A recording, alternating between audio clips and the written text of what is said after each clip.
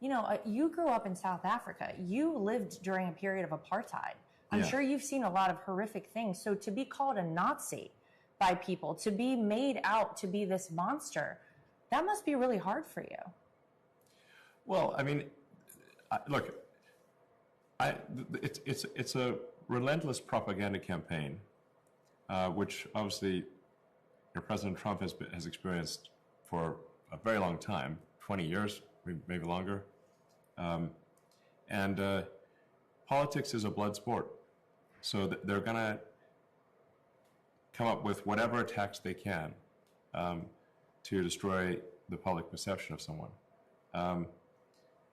Now, obviously, I've not harmed anyone in my life. I'm not. So it's an outrageous thing to claim that I'm a Nazi, because the issue with Nazis was not their mannerisms or their choice of dress, but the fact that they killed millions of people. That's the issue.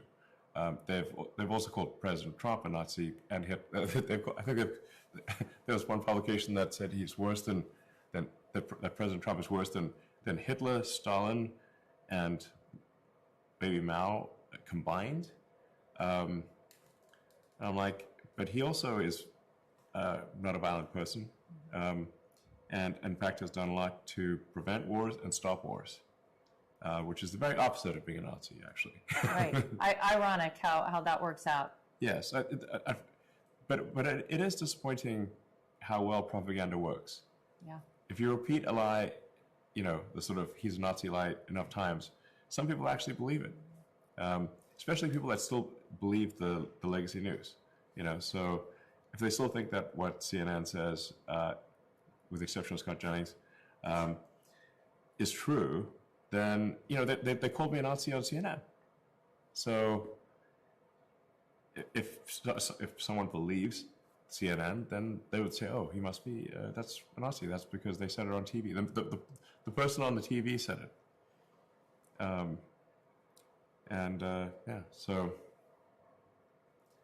but they really are trying every angle to get me.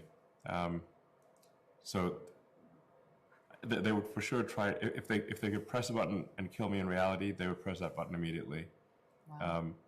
But since I'm a little difficult to kill, they